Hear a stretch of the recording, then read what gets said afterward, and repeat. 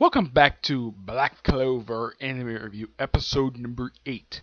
This time I'm reviewing the 58th episode of the anime, The Battlefield Decision, and the 181st chapter of the manga, Brothers of Spatial Magic. Yep, let's first start out with this episode, The Battlefield Decision. Yeah, this one adapts like 3.5 chapters, which that's a lot. Yes, 3.5. This one adapts pretty much the second half, pretty much the rest of chapter 83, and pretty much goes through chapters 84 to 86. Yeah. So pretty much, yeah, the third and final section of the final act of the Witch's Forest arc is now in effect.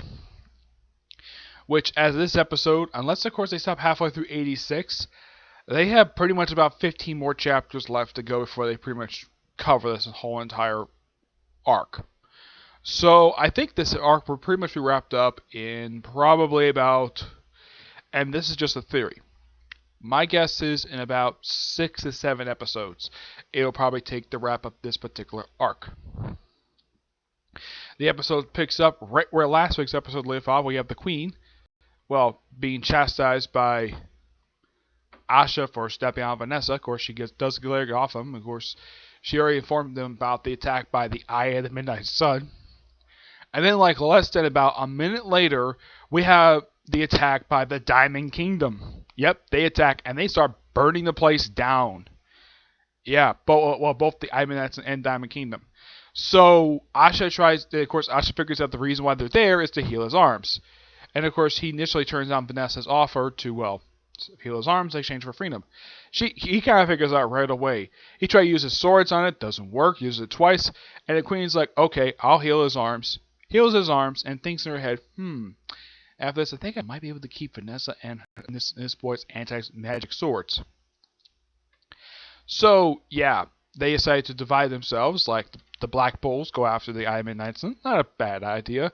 And, of course, Fenrir, Dominant, and Mestra goes after the Diamond Kingdom. Also today, I also watched the English dub version of episode 55, which was Fenrir's debut. And I was actually quite surprised to hear which voice actor came out of his mouth. Those of you curious though, who is his English dub actor? Why, it's Eric frickin' Vale. Yep, the same guy who voiced Future Trunks from DBZ. Yep, him. And I think probably like the 12th or 13th series I've heard him in. Like, as soon as I heard his English dub voice, like, I was kind of expecting, like, who was his English dub actor? And it's Eric Vale. Makes perfect sense. And, of course, Alexis Tipton plays his student. She shows on this episode as well. Yeah, these two have shown up now for the past 4 episodes. Yes, seriously, it's been like 4 episodes these characters have appeared in. So they go off and they have Asha, and of course apparently him being like selfish because his arms are healed perfectly fine. Of course the magic goes it's held instantly instead of like taking a little while like other healing times magic does. And of course Vanessa, Fedzrel, and Noelle decide to beat the living crap out of him, and all of a sudden their fish turn bruised. It's like, man, my muscles are so strong. And of course her magic basically not only heals his arms but also strengthens him as well. They did not show off his special ability he actually gets in this particular arc, the Black Asha stuff. That comes a bit later in this particular arc. So yeah, they go out and of course he says oh man, Federal, don't die, and put some clothes on. Because the guy's just wearing pants. Because it's a hobby of his, basically, to go butt naked. I mean, what is he, the show's version of Grey? Seems like it, because he acts kind of like Grey anyways. Because he picks up Grey's habit of unexpectedly stripping naked for, no reason. And Mesra was like, oh yeah, it's a hobby of his. And even though for Grey, it's a habit, not a hobby. Though I think it's quite funny that his own student, who's pretty much the same age as Asha, calls it a hobby, which I thought that was so funny. So yeah, he goes out and pretty much saves the witches, though they are not exactly grateful for a man saving them. So they're like, and one woman he saved, she just scratches his face. It's like, hey. And of course, according to Vanessa, witches think women are superior in this forest. That's exactly what she says. And he pretty much takes out most of the Eye of Midnight Sun's forces pretty easily. Even though Iron Man had done previously before he showed up, they took out a giant golem by basically blasting giant holes in it with their magic.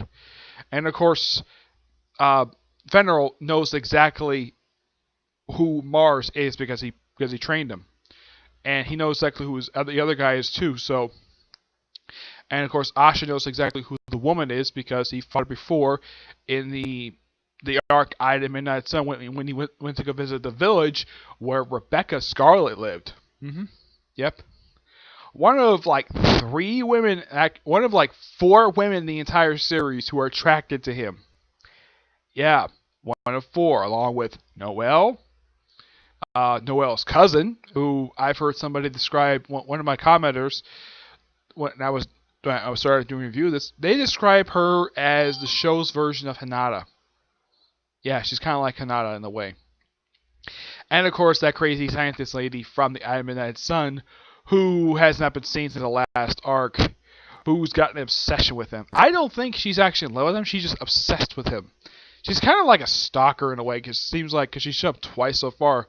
I mean, she first showed up in the Royal Capital arc, and then she showed up. I mean, she showed up in this arc. She's not here at all. I'm not sure exactly when she's looking, but I know she does eventually return. And of course, the Eye of Midnight Sun leader is referenced in this particular episode. Of course, he's probably still like in a coma since Yami basically beat the living crap out of him. And of course, Asha takes out the commander of the forces. With the exception of the Third Eye woman. I think her name is Venus, or I think I say pronounce her name. Let me look it up here. Her name is. I know she's one of the Eye of the Midnight Sun.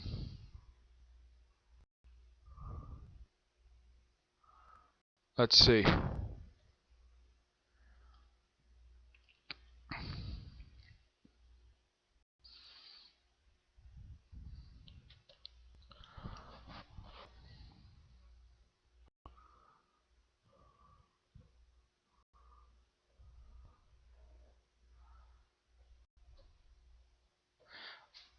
Fauna. Okay. Yeah, that's her name, Fauna. Yeah, he takes out her. Of course, she's riding a dragon, which that's always awesome to see in any form of fiction, either live action or anime. It's always great to see a character riding back up a dragon, and she takes out the dragon's magic pretty easily. And then from looking at the scene clips of next week's episode, he's actually gonna get really close to her, like close enough to basically touch her. Yeah. And she's got like a reaction out of basically him being near her. That's what it looks like for next week's episode. Which next week's episode is gonna be called Flames of Hatred. And of course, she's only there to kill Asha because she killed Banto in the previous arc of the series, the one where they went to that tunnel underwater.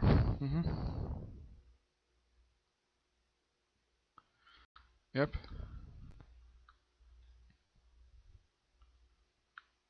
Okay. Yeah. Overall, really damn good episode. Looking forward to next week. And I'm also looking forward to actually watching episodes.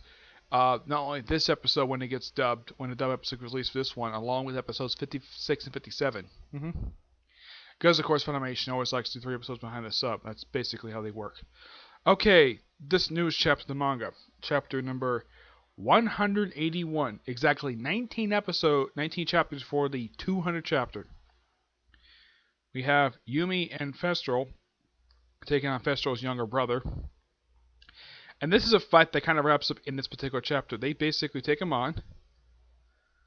And they sort of, in a way, defeat him. Yeah. And of course, his brother basically decides to punch him straight in the face. And of course, his power is being so weak. And he gets defeated.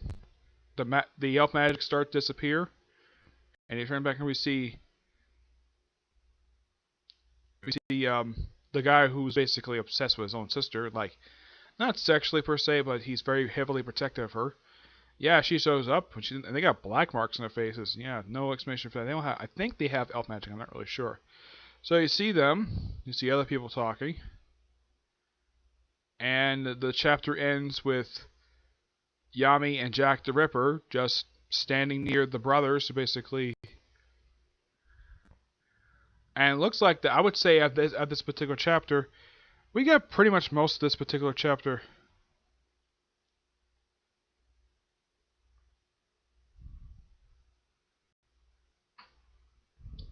Yeah, for this particular chapter, it seems like with this particular one, I would say that a majority, I would say a good portion of this particular arc has been wrapped. I wouldn't say this arc is over yet. No, this arc has been going on now for almost 50 chapters now. Yes, I'm surprised about this, basically, when it comes to particular series. Like, I think anybody who's reading the series for quite some time realized, though, yeah, this arc was going for quite some time. And I would say they wrap up a portion of this particular arc. I wouldn't say it's over yet, but it seems like it's kind of starting, building up to the start at the beginning of the end of this arc. That's what it feels like. Though I wouldn't be surprised if the writer of the series stretches out to chapter number 200. I wouldn't be surprised. I'm going to give this chapter roughly a 9 out of 10 because, yeah, the battle between the two brothers wraps up the particular arc, this particular chapter, and it looks like next chapter, Yami and Jack the Ripper are going to team up. Yeah, Jack the Ripper, the captain of the praying mantises. Not the actual real life Jack the Ripper, just similar names. And my guess is the writer must have liked that name so much, so he named a character after the real life serial killer from the 1890s.